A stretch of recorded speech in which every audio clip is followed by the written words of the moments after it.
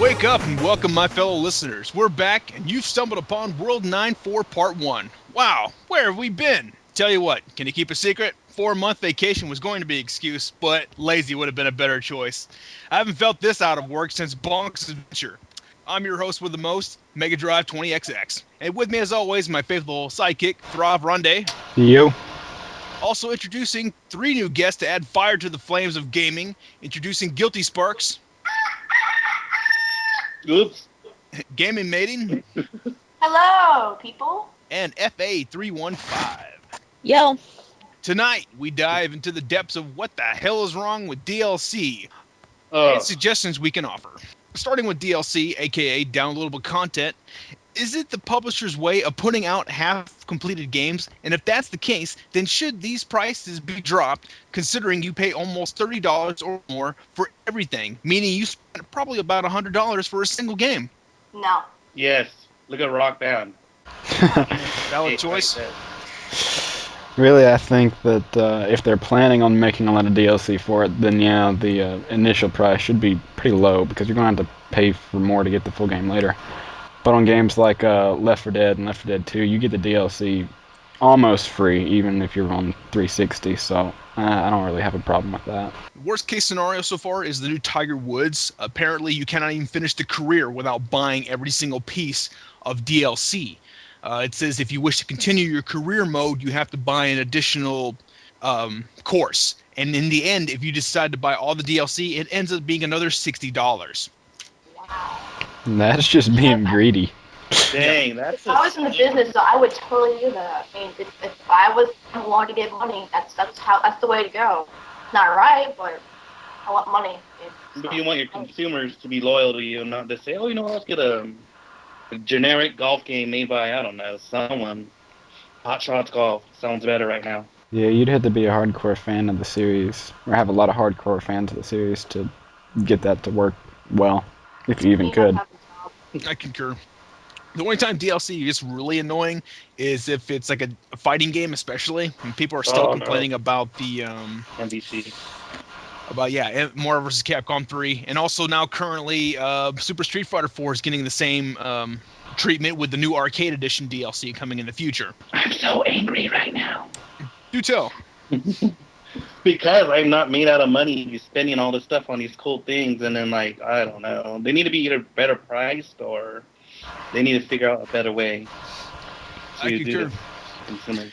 Like Marvel vs. Capcom 3 feels incomplete because there's a lot of characters I wish it would be there, but charging like $5 a pop per little character, and also bonus costumes and stuff like that is just asinine. I think bonus costumes should be free if you buy a character, maybe at least one for the new character or old something. They need to throw a stone here. Or So at least they're $5 a character? Yeah. Oh, I bought those. like that. And Jill sucks. I don't care what you say. Jill is just horrible. I don't know what. Yeah. There's other people who argue about that one too. I've noticed. I mean, Jill's amazing, but sometimes people are like, "Oh, yeah," but I don't know. And I don't know. It's just to the point where even map packs are getting ridiculous now. I think the worst I've ever seen was the last SOCOM game on PS3 charged like $15 for a map pack, and I don't think it even wasn't that hot. But it changed the whole game and brought back some classic maps from SOCOM 2 and 3. I think all the Call of Duty map packs have been $15 as well. But I like them. And the funny thing is, nobody complains. Well, yeah, they're always pretty good maps, and I pay $15. Because they're giving you more to the game. You're looking at a lot of this the download content as something bad, but you're looking at people who have created a game, not necessarily are creating half a game, as was stated before. They're giving you a full game, but they're giving you more to it, so that way you're not looking at having to have the next edition of the game. You're getting stuff to keep you going on. Not all downloadable content is a bad thing. No. I'm not saying bad content is a bad thing at all. I'm just saying that if they deliberately make a game and leave something out of it so they can charge you for it later, then that ain't right. But yeah, the price is, I mean, if you're just adding to it like Valve does with Left 4 Dead, I mean, how old is Left 4 Dead and they're still adding campaigns to it?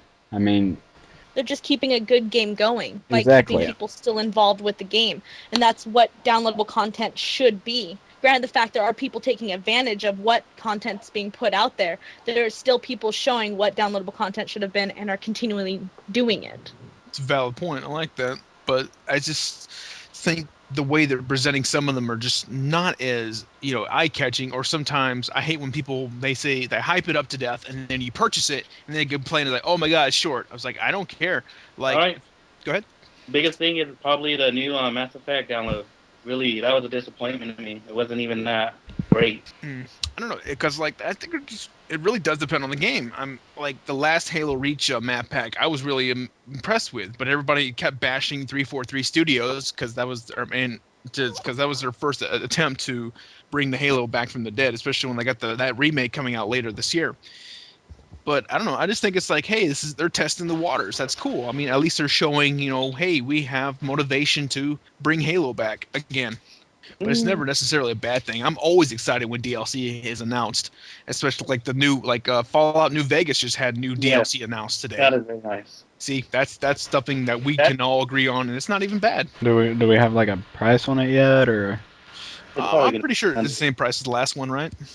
around 800, or Yeah. was it 800 for the last? Yeah. Yeah, so that's fair enough, I believe. Yeah, as long as it's not ridiculously As long high as priced, then I'm fine with it. I mean, I don't mind paying a few extra bucks for a little bit more to add to my game. Shoot, when Fallout 3 came out, I didn't mind at all paying that DLC. It was always worthwhile. And see, that's the point. Fallout was already a big game in itself, so there wasn't really nothing to gripe on about it being shortchanged because there was so Right. much to do in the game, and then they just added more, so it's kind of was worth the extra pricing. I think while being on the point about there being so much DLC for a game, I think I want to go to the Dragon Age Origins real quick about this one. There's so much DLC in a short amount of time that when the last one came out, we were thinking, oh hey, this is going to answer all of our questions. Like all the other DLC had been trying to add on the story. But this last one was short, didn't answer anything. And I believe it should have been priced a little lower depending on length and how much replayability that can bring you. I think that should be judged on price, to be perfectly Yes. honest with you. Yes, definitely. Yes, that I strongly agree to that one. Any other comments? Dragon Age Origins still rocks, but whatever. That's all I'm saying. I never played it. I agree. It has a lot of good DLC, but there's just so much of it. They should have just like I like the way that what they're doing with the Ultimate Edition because you get the expansion, you get the DLC. Yeah. It's Yeah. all good. I hope they learn about this I hope they learn from their, and I wouldn't call it a mistake, but I hope they learn from this little experiment for Dragon Age 2. All right. Hopefully, definitely. we'll just get maybe 2 expansions instead of any DLC. That would. Well, that does it for episode 5. I would like to thank Guilty Sparks, Yep. Game Maiden, Mm-hmm. FA 315. Yep. And Thrav Ronde, of course. See ya. You guys take it easy. Please fill in the comments at the bottom, and we are more than happy to reply to anybody. Take it easy.